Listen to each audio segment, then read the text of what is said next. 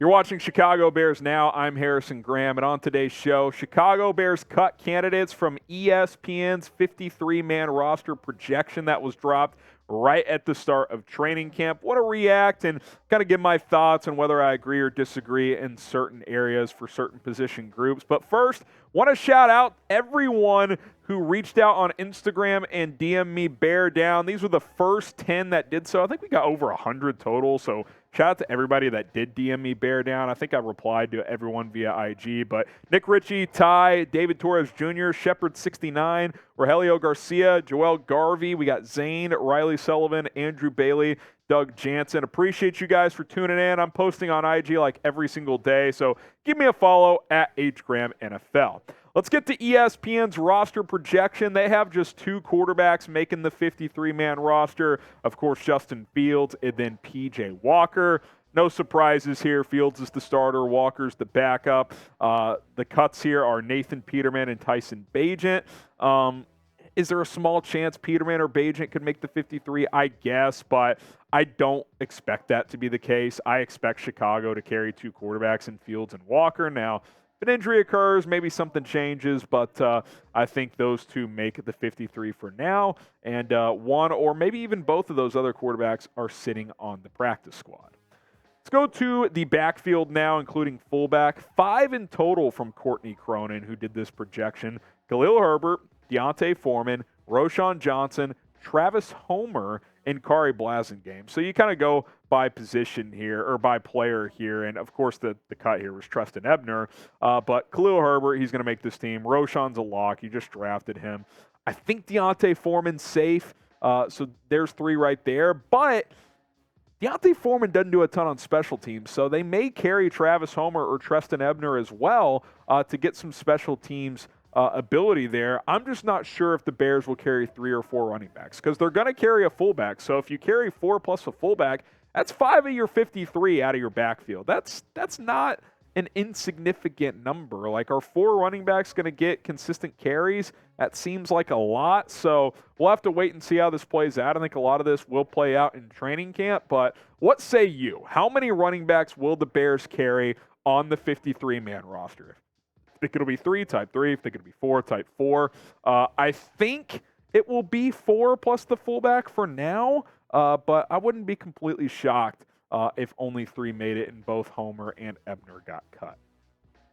Wide receiver now, 6 make it overall. Of course, DJ Moore, Chase Claypool, Darnell Mooney.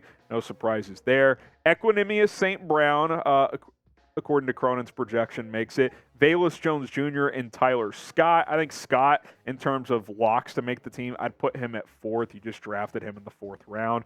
The notable cut here, obviously, is Dante Pettis, who, as we're filming this, started training camp on the NFI list. So that, of course, puts him a little bit behind the 8 ball compared to some other players. But I think between Pettis, St. Brown, and Velus Jones, one of those players will be gone. We've talked about this a lot. St. Brown, interestingly enough, probably has the coach's trust the most on offense, but he also has the least special teams value out of these 3 players, and that's what it could come down to. So keep an eye on that throughout training camp. I think St. Brown still needs to perform to make this football team.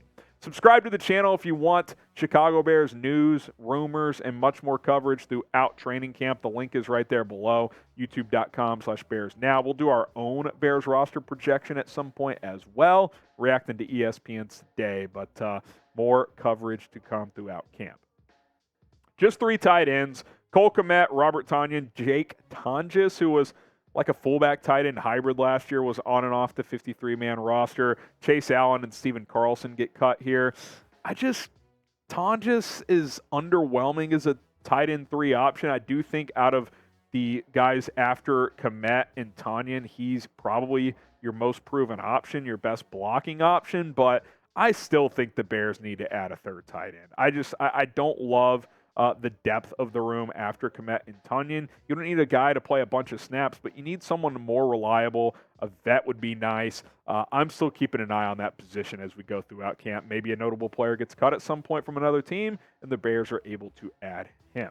Okay, today's show is sponsored by ZBiotics. Let's face it, after y'all hit me with a bunch of super chats, I typically don't bounce back well the next day. That is until I found Z-Biotics. Z-Biotics Pre-Alcohol Probiotic is the world's first genetically engineered probiotic. It was invented by PhD scientists to tackle rough mornings after drinking. Here's how it works. When you drink, alcohol gets converted into a toxic byproduct in the gut. It's this byproduct, not dehydration, that's to blame for your rough next day.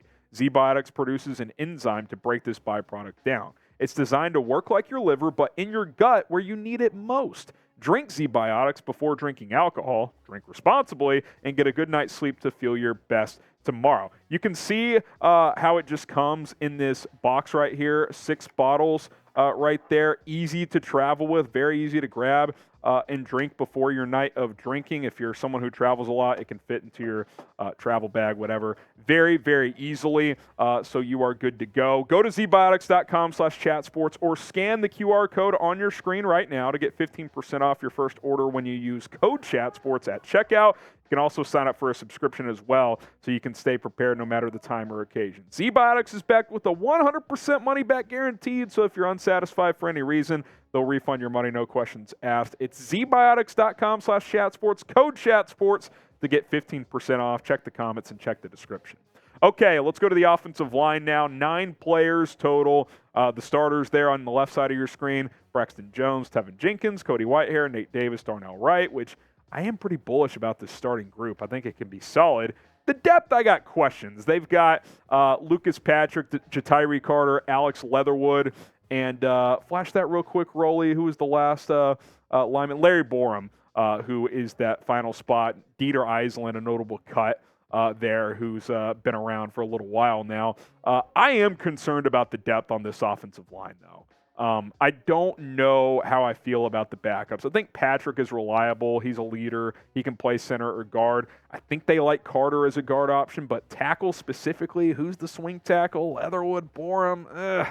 I don't know. I think that's something to watch for as well. Okay, defensive side of the ball. Same deal, defensive line, 9 players. Starters or projected starters, DeMarcus Walker, Trevis Gipson at edge, Justin Jones, Andrew Billings. Obviously, there's going to be a lot of rotation on the defensive line.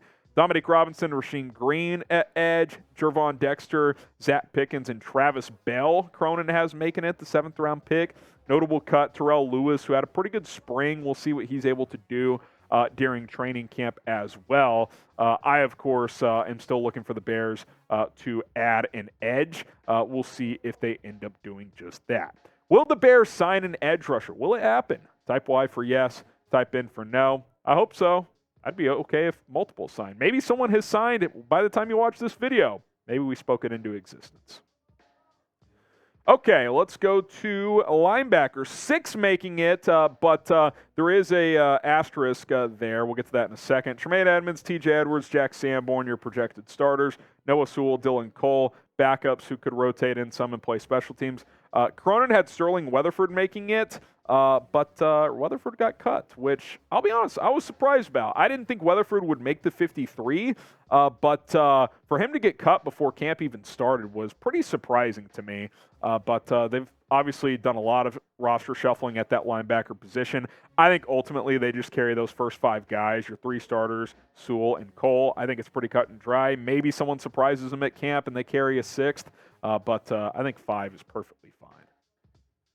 Go to the secondary now, cornerback position. 6 make it per Cronin. Jalen Johnson, Tyreek Stevenson, Kyler Gordon, your projected starters with Johnson and Stevenson on the outside, Gordon at nickel.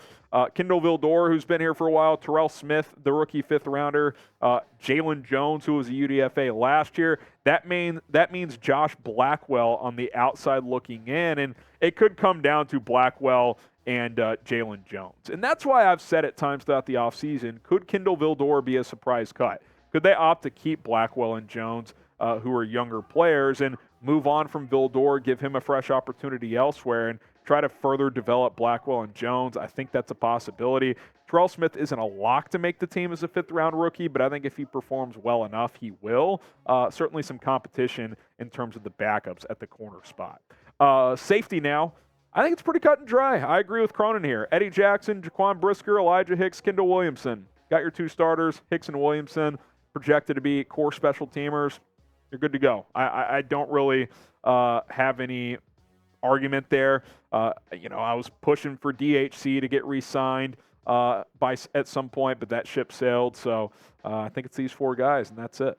And then specialists, Cairo Santos, Trenton Gill, Patrick Scales, also feels cut and dry, but I do wonder if rookie undrafted free agent kicker Andre Schmidt could at least push Cairo Santos in camp, at least make Santos win the job, right? Because Santos missed some extra points in the middle of last season, kind of hit a funk there. Schmidt has a very strong leg. That's appealing to me, especially playing in Chicago where it's windy. You like being able to kick through that wind sometimes. So I'm intrigued to see how he kicks in camp and in the preseason. But in the end, it probably will be Santos, who's been pretty reliable. All right, I hate to do it. It's always a tough day when players get cut. But who's your top surprise cut candidate? Maybe someone that most people don't think will get cut, but you think there's a chance they will. Drop a name down in the comments below. Appreciate you guys for tuning in to this episode of Chicago Bears Now. If you want more Bears content, subscribe, turn on notifications. We will continue to keep you guys informed and entertained here on a daily basis.